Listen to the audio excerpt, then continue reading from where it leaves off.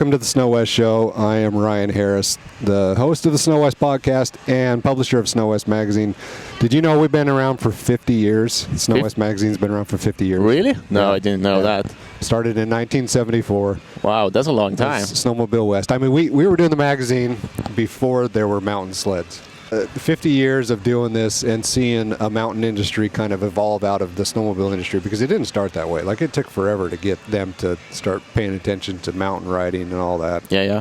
But it's been really cool. Anyway, snowwest.com.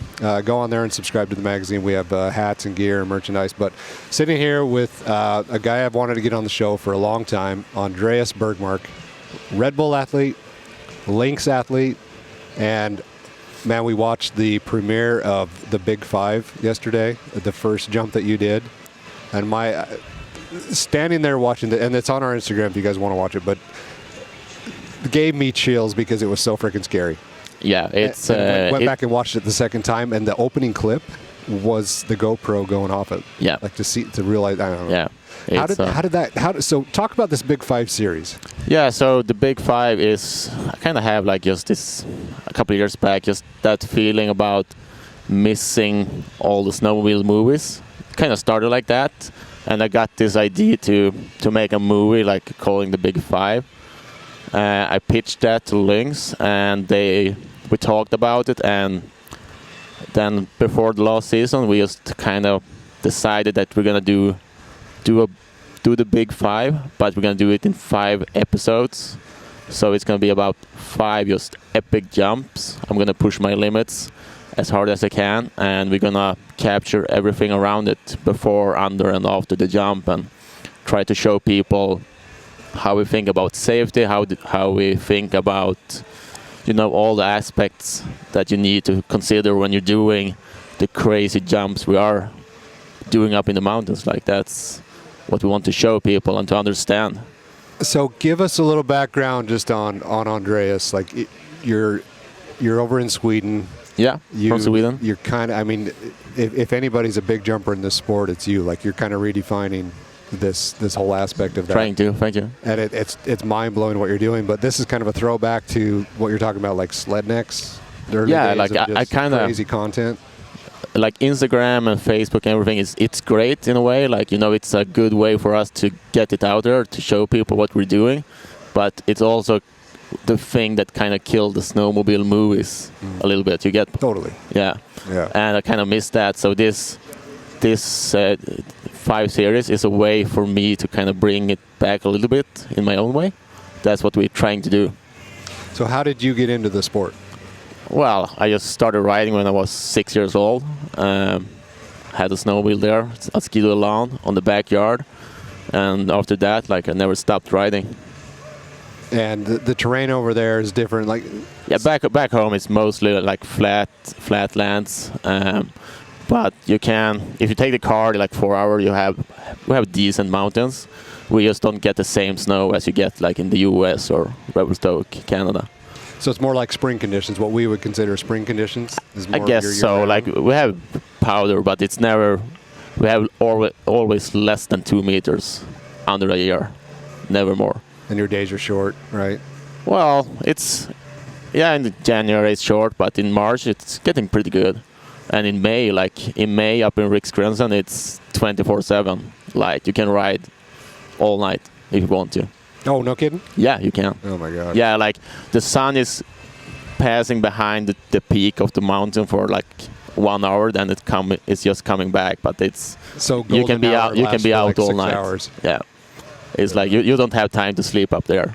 So when did you start doing the big jumps and that? Well, it's kind of just came like in small steps, We started when we were small. I did quite a lot of dirt biking too.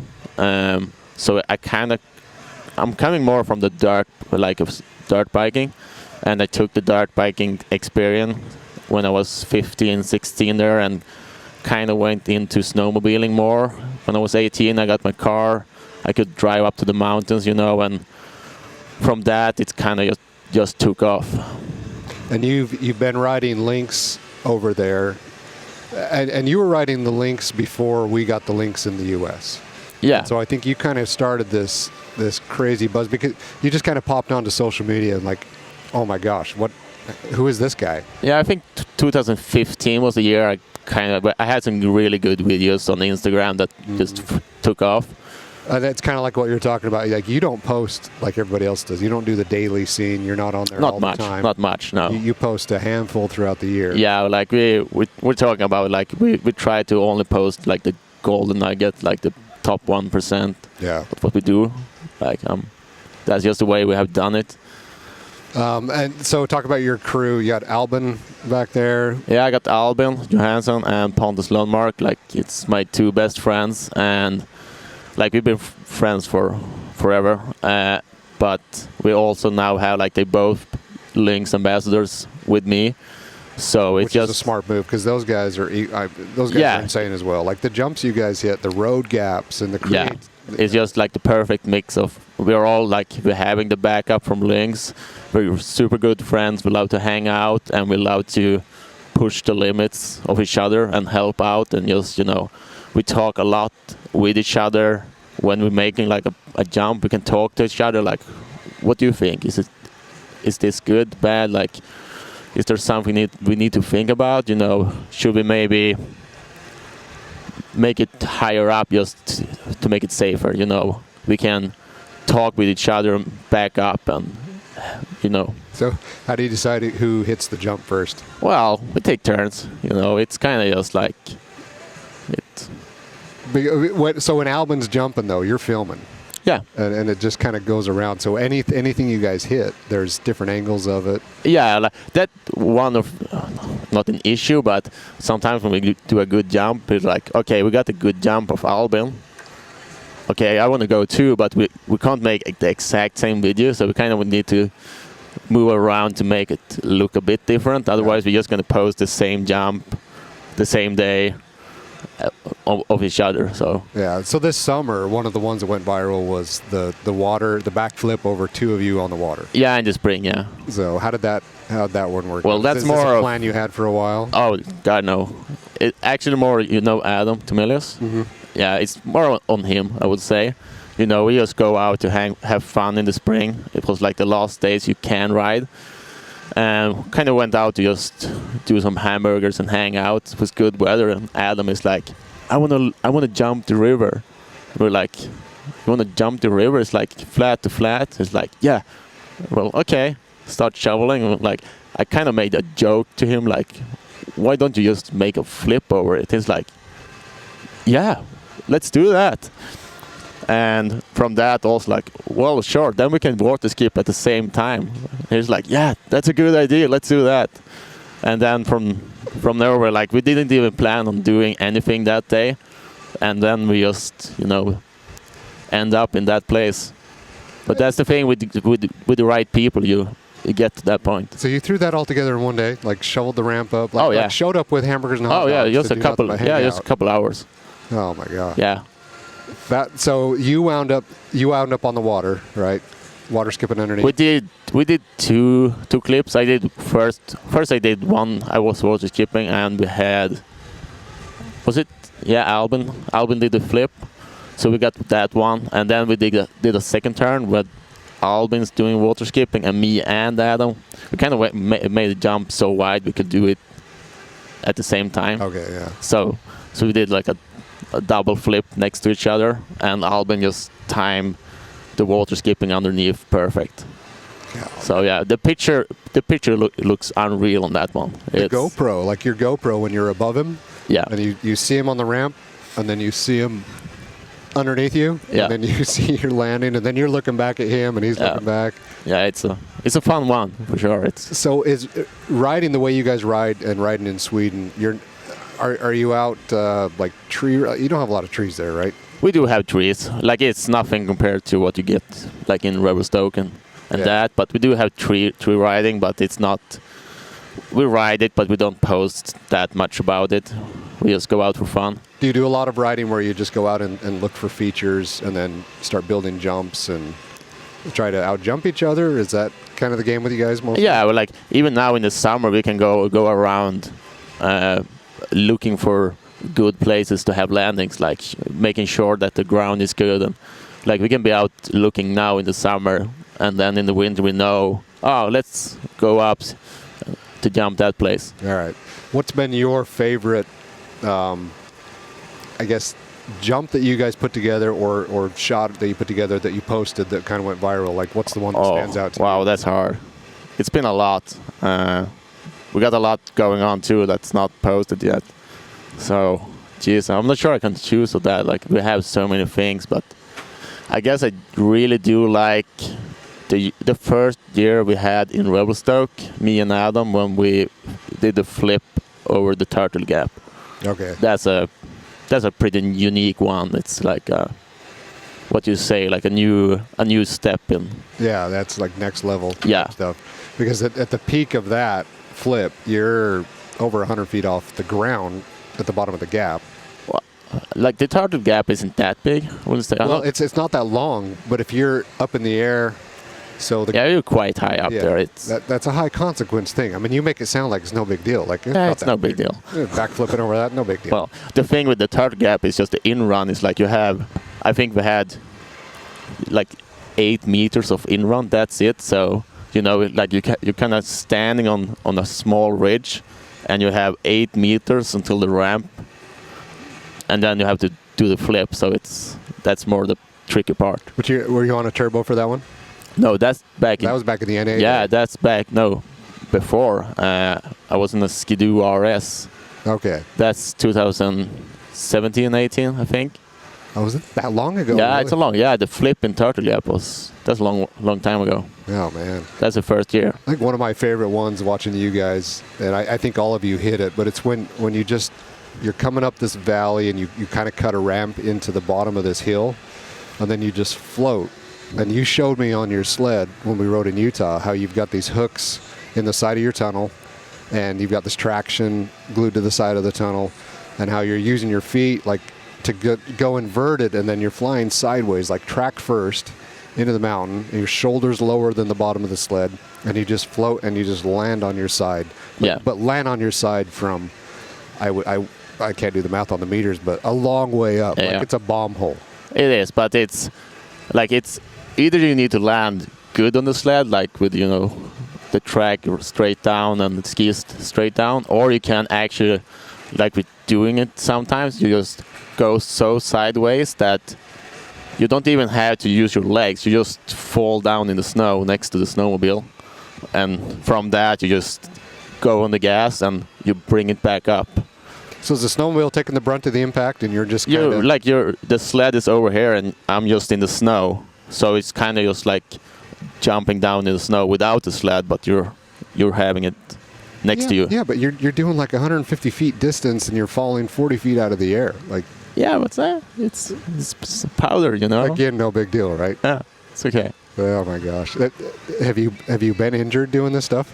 I've been really, really good. Like I had some small, like I twisted my ankle, and like I had one time we were like I might had a damage in the back, but turned out to be okay. Like just a bad hit, but nothing broken so far. Like I've been. It's a mix between really lucky and trying to think about what we're doing. Well, and it's a high level of talent. Like this, like your Sean White level of talent and skill and ability. And I hope people appreciate that. I hope people go follow you at Andreas Bergmark on Instagram, because go back and check out all of the stuff that you've been doing if you're not familiar with this. But the talent and skill level is just high-class athlete stuff. Thank you. And we don't, we see a lot of that. There's a lot of good riders in the sport, but you've kind of taken it to a whole new level. Obviously, you've got the RedBull support, and you're doing things, and this Big 5 series. How do you control the sled, though? There's a lot of motion. The track is spinning. How are you getting it to float? Like you're using your feet? Well, yeah, that's like just like dirt biking. It's like you ride a lot with your legs. Like the legs are how you're supposed to control it, and the arms are just to kind of get back into position. Like you're not supposed to use the arm too much. But I don't know. It's hard to explain. We just ride so much. Like I have so many hours behind the bar that that's kind of how you get the feeling for it. Like it's hard to explain, but it's. All right, let's jump back to the Big Five. So we watched that one. Tell us where this was. People are going to be able to see this here in a couple weeks. Yeah, it's going to be out in October, I think. Yeah. It's going to be public on YouTube, on Lynx website. And yeah, this first jump it's in Revelstoke, in a place we call the Turtle Gap, and right below that, just 300 meters down, there's just a massive cliff. And I did see this cliff 6 years back. I've been like looking at it and like, oh, that's a good jump. Like it's. So you saw this a long time ago. Yeah, like 6 or 7 years back. And then I've been back every year riding that area and just taking a look at it and being like, oh no, it's just way too big. I mean, to be fair, this is a mountain, and then a valley, and then another mountain. And you looked at that and said, I'm going to jump from this mountain, I'm going to land on that mountain. Well, it's big for sure. Like it's. I mean, this is not a line that most people are. Oh yeah, look at that! I'm going to hit that. Like I've been up to people standing on the cliff and like, have you seen this? And people are like, no, I can't even understand what you're thinking about. It's a landing down there, like on that side. And people are like, what? No. How do you see a line there? How do you see a takeoff and a landing? Well, usually. Oh, hey Ross.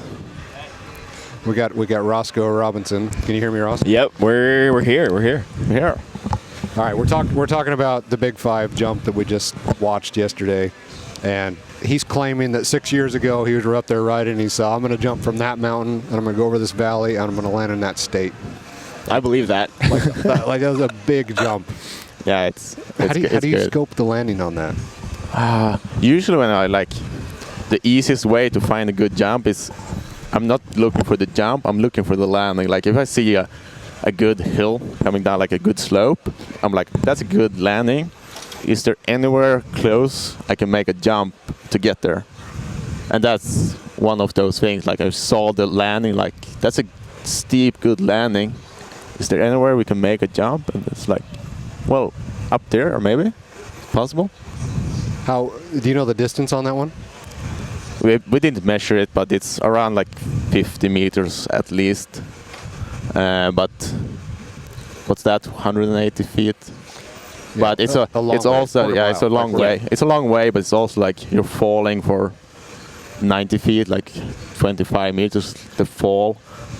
The landing is sloping to the right. You have a cliff. There's a gap. You have trees around it. It's one of the most like sniper jump I ever done.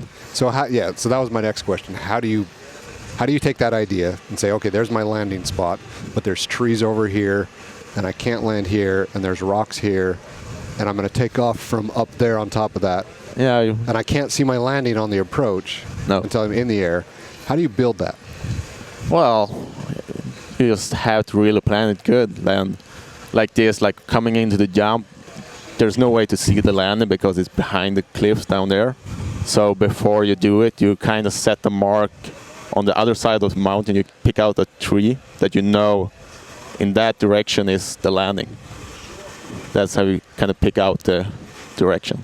So on your approach, you're looking at the top of a tree. On the other side, on the other ridge. Yeah. And gauging everything from there. Yeah. And then what happens when you pop into the air? Like the GoPro footage on this is insane. Yeah, it's. When you pop into the air, what adjustments are you making? Oh, hard to say. Like it's just like a normal jump. You just like lean forward, try to get the nose down as you want to. In this case, it was like also you need to push right to adjust for the landing. The landing is sloping to the right, so push forward, push to the right, let go of the gas, so you get the nose down even more. Especially like big jumps, you need to have the nose down for a long time. Otherwise, it might drift away. The sled. So like airflow, you want the nose down. Yeah, usually you want the nose down quite a lot, and then you're like just adjusting it with the gas and keeping it steady. So talk about that a little bit. Like you can control that motion. You can make the track move and then stop it, and that adjusts the attitude on the sled. It does, yeah. Of course, like if you give gas, you get the nose up, and if you brake, you take the nose down. But at most times you never want to brake too much, because if you're braking the track to a full stop, you're losing all the stability in the sled, and it can just start to drift to the sides. Like you never want to lock the track. See, that's a good tip, because I always lock the track. It's a great It's tip. just like full-on stab. Have you ever felt that it kind of goes on sideways? I mean, on my 20-foot jumps, Yeah. a little bit. Yeah. I mean, we're talking like Yeah. air traffic flights here. Yeah, Like, yeah. You got flaps and ailerons going Yeah. on. Like, this is a different ball game. There's so much gyro and track speed going on that, I mean, that's why the snowmobile distance jump is bigger than the moto distance jump, because they can fly straighter, and you have a little bit more control, and they have more horsepower, of course. They're just a bigger machine. So, I mean, they just move so much air, and that changes the pitch of the snowmobile. Yeah.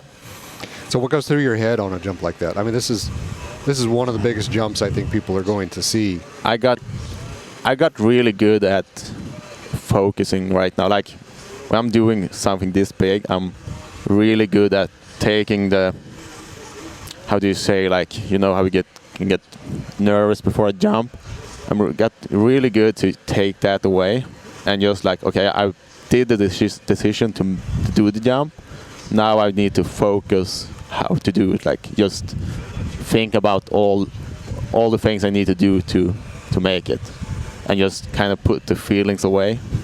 So I'm not that nervous. I'm just more focused and just, yeah. So what was the landing like on that? Super butter, like perfect. Like it's not even like I might be down in the seat with my butt, but it's like it's super smooth. Because you hit the lip, and you're going up, Yeah, but then you're landing on a much lower elevation, like yeah. a big It's elevation change. far away. So what's the feeling like dropping? Are you accelerating? As you It fall? actually, well, like I fell for such a long time. I got more speed falling down, so I got the wind in the helmet actually started to, you know, when you're going fast, you get the sound in the helmet. I got that like half through the jump. It's just like in the helmet. So Is this like starting to pull up on your neck and everything? a little bit, yeah. So it's then, you know, like I never had that before, so that's kind of how I knew, like, oh, it's big.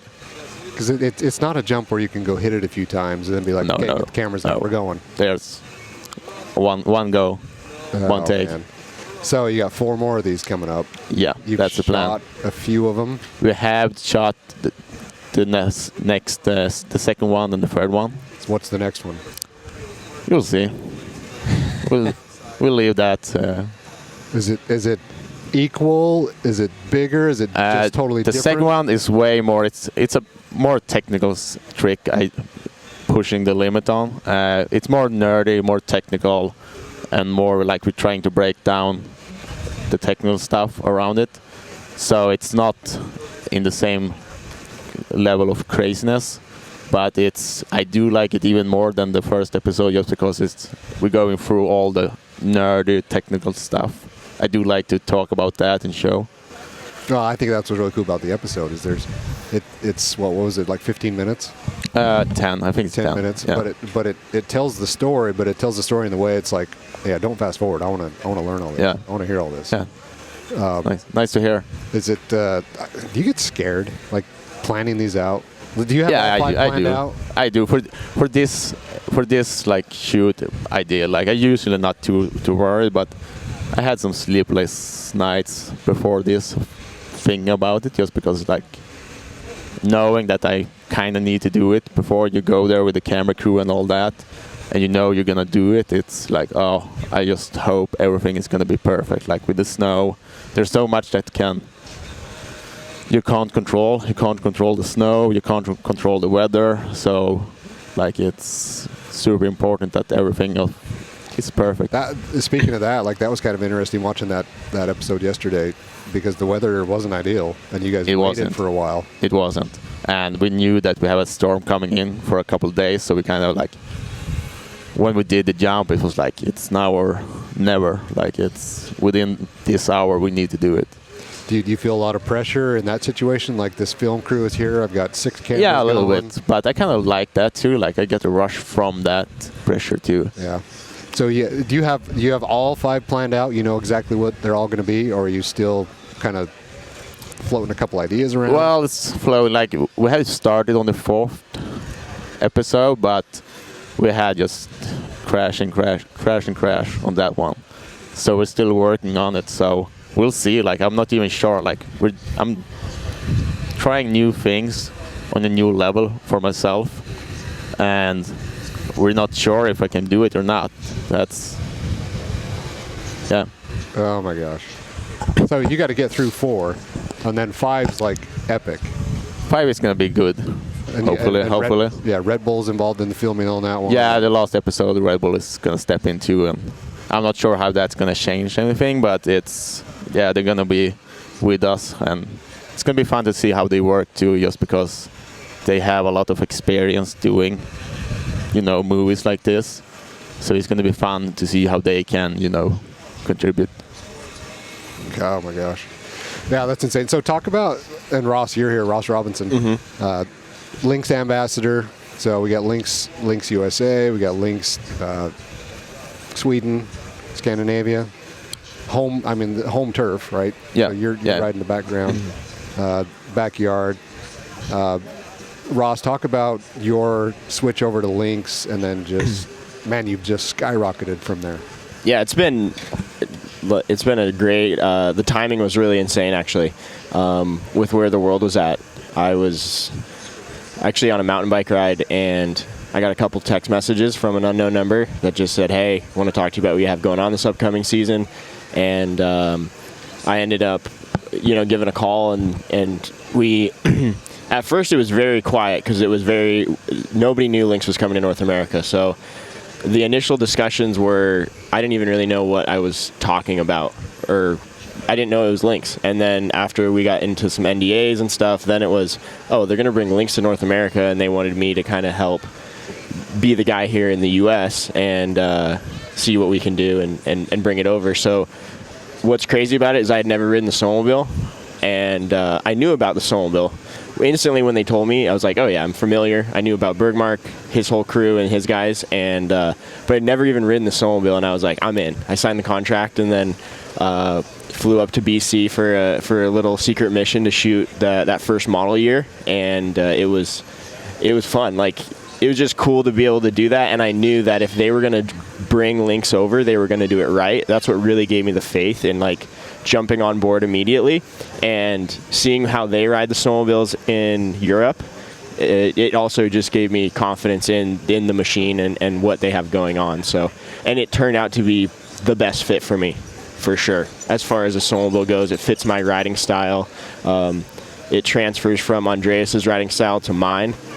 We have similar riding styles. I lean more towards the technical side of things, but I also like to, have fun. And then watching him and his guys ride has been an absolute treat. I've gotten to go to Sweden before, ride with him in the spring, and that's where I really learned a lot about the culture and the brand, and also a lot about Andreas himself, where I knew he was good, but I didn't know he's been this good for this long before the virality of Instagram and social media has, he's got a hold of that.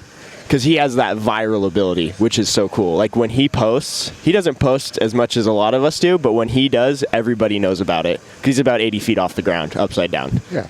So it's been great. Well, and it creates an anticipation, which is, you in the social media world, like you've been taught and trained, like you've got to post daily, if anything, multiple times a day if you can. You got to do stories, you got to do all this stuff, and so everybody goes around that, and in a way, you're saturating your own content.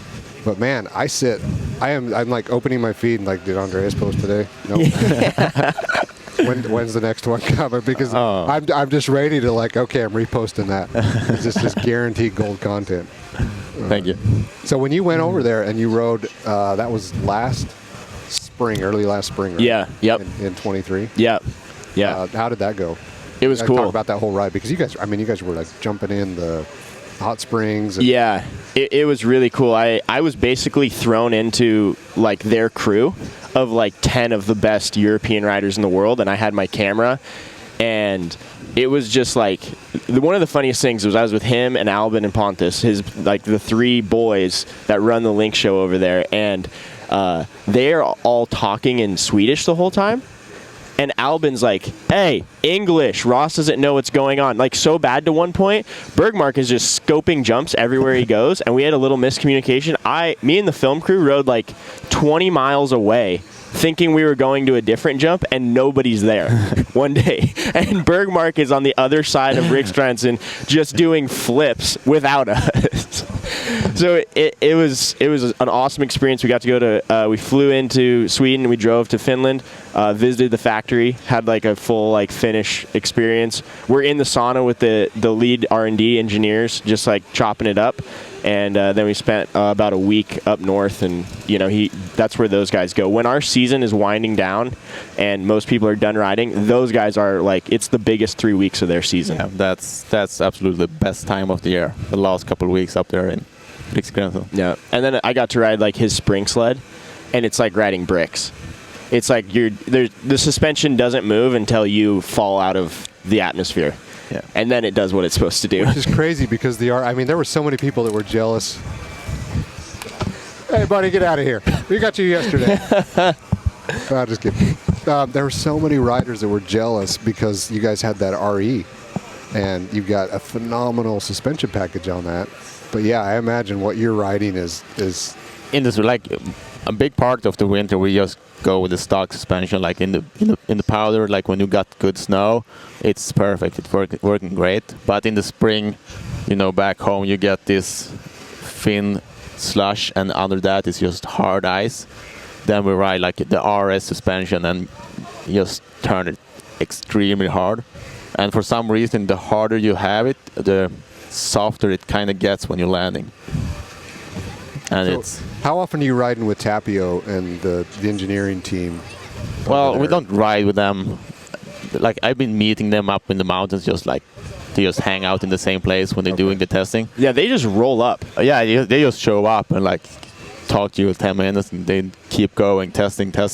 They have air tags on your sleds, or you just all ride the same? Yeah, I don't know. They're just in the same place, but we talk to them a lot. Just how if we break something, why did it break, and we try to give them feedback about everything we like about the sled and what we see opportunities to make it better. Mm-hmm. So yeah, because you're riding NA stuff forever, and Ross, when you started out, you were on the model year 22, yep, which was an NA, yep, and then you're jumping into the new chassis.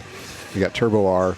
How's that turbo changed your abilities to do stuff, to do all the jumping that you're doing, the backcountry riding that you're doing? I think for me, it's the OEs have reached a place where it's like riding mod sleds that we were building a handful of years ago. It is. Like it's buying a mod sled. It's buying a mod sled off the shelf that we used to spend gobs of money on and time, and you just pull the cord and go ride it. And like for me, a lot of people don't believe it, but I have not touched my suspension on Lynx yet. Just like out of wanting to learn the snowmobile and really understand like where it is, I just have ridden stock suspension and everything the entire time, and it does great for me. So it's like it's a great package. And the other great thing about Yanni Tapio is he's a snowcross legend, and he gets it. And it's really cool when he gets to go ride with us in the mountains. He's like, that was so cool, and I'm like, you're a legend. Like, I feel the same way about him. Like, so there's a lot of respect and rapport there, and that lineage of like racer goes so deep in the Lynx history. There was when we were there, I learned a lot about it. Like back in the day, Lynx was a utility snowmobile. It was not a performance sled, and they started racing them, and they weren't the fastest. And then they put some special things together, and one started winning races, and it really turned the whole tide of the company around. But without those like initial race wins, it never like would have happened. Like Lynx may not have made it, and it certainly wouldn't have been the performance sled that it is now. Now it is like, we believe Lynx is the performance sled out of the box. And the suspension, like, because Yanni can go out, and he needed a better suspension, so he created a better suspension, and it's a rising rate. It's more like a motocross bike rather than the traditional falling rate that we always have here. and it's night and day difference when you're in that rough terrain. But American snowmobiling has always had, through the 80s and 90s, has had this mentality of like, we're not going to worry about the bumps. Like, bumps suck. Like, we're not going to try to make that a better, because nobody enjoys that. Everybody just slows down, and then you get out in the powder, and then we're going to make a suspension that works well in the deep snow for mountain riding anyway. Yep. And we're just like, no, like the bumps are kind of fun, and we want to do that faster and hit it harder. But when you're hitting metal to metal and your shocks are boiling hot and you can't do anything, that's where it sucks. Yeah. So let's do better. And then, man, that first year on that RE, it was like, holy cow. Even the 22 Lynx when it came over to US, because we watch you and we're like, we want what Andreas has, but we can't have it. And then it comes over here and it's like, oh my gosh, have you guys ridden this? Yeah. If we're going snowshoot and telling everybody else, like, yeah, but have you ridden the Lynx yet? Have you ridden that? Like, go ride that thing. I remember the first time you rode that snowmobile. Yeah. And you were like, what the heck is this? It was really cool experience. And I think with the timing also with where Bergmark is, and, you have Andreas, Caleb Kosturki, Brett Turcott, these guys that are like these big aerial backcountry riders, like in the modern sled world, the tracks have like started to get shorter again because the snowmobiles are very capable. So now we're riding, like, we ride a 3700. It's a 46 in the mountains a lot. And so now that sled is available in the States. They brought that back here this year, which is really exciting for someone like myself. And so to blend that with the suspension package is pretty sweet. So what more do you want out of a snowmobile? Oh, Like yes. if I got this you're question Yanni yesterday Tapio, too. Like, it's hard to imagine what's possible. Like, they kind of have it all, but there's always stuff you can do. But it's more about what's the next step. They have to go carbon fiber, titanium. Like, I think to push the limits more now. It's more about what you make it out of. That's how you kind of can push it. I think it's how we can see it happening. I remember back in 2007, like when the M7 came out, like it's not going to get better than this. How does it get better than this? Yeah. And look how far we've come then. Like, Yeah. So that same response, it's like, yeah, but we're going to be blown away with what they do. From Yeah, I'm here. sure we are. Like, they are incredible at making new shit up. Yeah. And I'd be a terrible engineer because I would have quit 2 Yeah. years ago. Oh, yeah, you it's can't done. top this. Yeah, it's done. It's done. We've done it. It can't get better than this. Yeah. Yeah. Yeah. What do you want out of sleds? I mean, I think a lot of us always say, faster, lighter, stronger. And we've gone through this circle of like ultra lightweight, fast. And now it's like, how can we go light and strong and be able to like send these snowmobiles, but still make them extremely light and fun and playful without like too much compromise. So the refinements have been insane. It's crazy. It's one of the only industries where if you're on a snowmobile that's 10 years older on a deep powder day in the mountains than what your buddy's riding, it's a totally different experience. Like, you're not going where his snowmobile will go. Oh. Whereas if you're on a motorcycle, like, we can go rip a trail and you can be on a 04 bike and we're still having fun.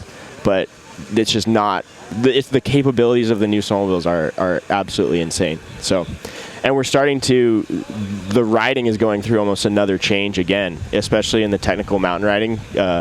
It started like the wrong foot forward, like, phenomenon where we were riding wrong foot forward and hop overs and all this stuff, and now we're starting to ride neutral a lot more because the sleds are so narrow and capable and they hold an edge so well. So we're like, why would I hop over? I can accomplish everything by standing right here, little counter steer and technique, and I'm good to go. So it's taking less rider input to put the snowmobiles where we want to go, which allows us to go even deeper, farther, steeper. So it's really cool. Like, what is going to be the next move? What are we going to be? How are we even going to be riding as well? And I think that's like something that we try to explain to the consumer is like, here's why the snowmobiles are going this way. So is this movement back to 146? Is that turbo? Is turbo pushing that? Factory turbo pushing that? Because a 146 can go where a 55 used to go.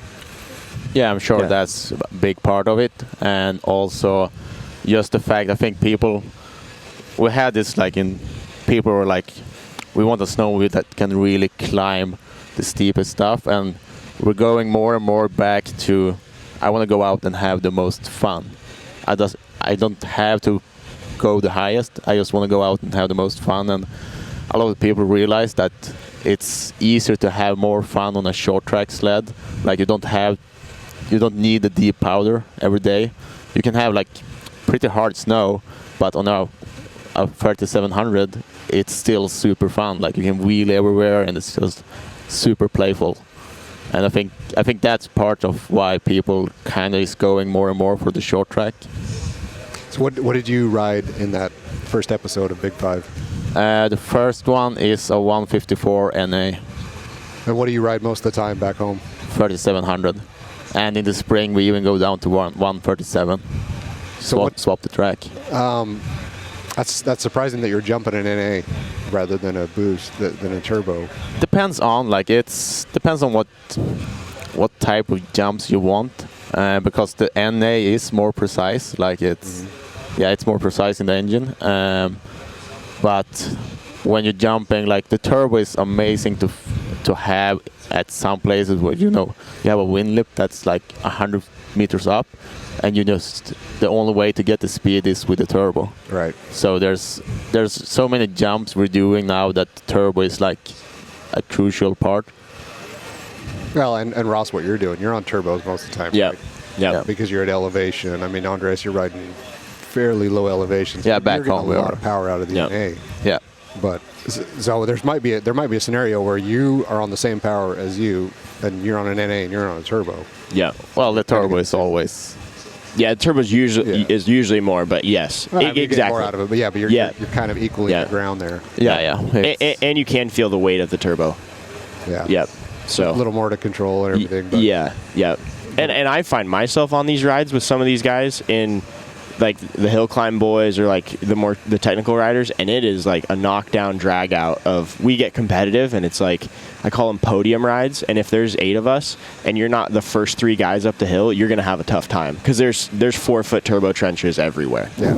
So I mean, those are really fun rides, and it's also like to the point of like if I'm on a 65 or like if I'm on a 4200 Lynx turbo and somebody else is on a shorter sled, they're like, oh, you got more track. Like, so it's just you can't win. When we're all battling, it's whatever the other guy has. It's like it's either you're using it as an excuse or he's blaming you for having like an advantage. So like I rode with Kuster one day, and Carl Kuster loves a long track. Like he was on a 175 and I was on my 3900. So, and I did way more wheelies that day, but I was also out of gas way faster because I was to the bar all day long. Yeah. So it's really like, what do you want to accomplish? What kind of rider are you? And we're at this point where there's sleds for everybody. Like even just in the mountain scene, there's not just one mountain sled. Yeah, and that's the coolest part about it is we're becoming more specialized, so you can really pick the sled that you want, and it's already set up for what you do, rather than, well, I'm going to go buy the same sled everybody else has, and I have to go make all these changes and cut my tunnel, get a sawzall out and cut the tunnel and make it do this and all that. Last question, I'll let you guys go. I know you got to get running, but what did you think of the Jackson Hill climb? You competed in that, right? Oh, it was just a week there. It's just amazing. Is it 2 years back now? Mm-hmm. Just to see that weekend with like the competition and everything is just amazing. Like I've seen it on YouTube for years back home, and it's just so cool to finally be there. But it's also super hard to go there, and like I got the sled to ride with and do the competition, but it's super hard to come in without practice, and just like get on the sled and race. So it was super hard. Just the guys going up there are pros. Yeah, like they know what they're doing. You raced it the one year we weren't on exhibition run. What's that? Where the course went off to the left because of they had that issue with the chairlift. So your course that you raced didn't go straight up that long, and went on around to the left. And then last year it came back and went up in exhibitions. We need to get you back. You got to come back. I would like to, but it's also like, if I'm going to do it, I want to do it right. And if to do it right, you kind of want to practice for, months. Yeah. I think just have, I know you, I'm sure you want to win. Yeah, that's the thing. Like if you you want to have the option to maybe have the possibility to win, Yeah. If you're going to do it, but we'll see. So, how many of the Big Five episodes are going to be out this season? Well, before summer, hopefully everything. So you'll wrap up the rest of them all year. That's the goal. That's the goal. That's the plan. They're all coming out through Lynx social media channels and YouTube. Yeah, it's gonna come through Lynx. Red Bull might be on it too. We'll see. And I will also post, on my Instagram that we were putting it out. So. Yeah. And that first episode we got to watch last night, that'll be out here in a few weeks. That releases in October. Yeah. And if you're listening at home, man, you guys have got to check this out. So go make sure you're following Andreas Bergmark, Ross Robinson. The content is unreal. Yeah, you guys do a good job. Good. Ross, thank you. Ross, you are a whiz with the stuff. I mean, you churn out awesome content, and you're involved in a lot of other productions with Skidoo or not Skidoo, BRP and Lynx. Yeah. Creating content, and you guys do a really good job. And Andreas, I know you put out 5 videos a year on Instagram, but they're mint. He puts out 5 videos and does triple my numbers. Oh, man. All right. Well, I appreciate you guys joining us here on the SnoWest podcast. Thanks for your time, and look forward to the winter. Thank you, Ryan. Thanks, Ryan. Appreciate it.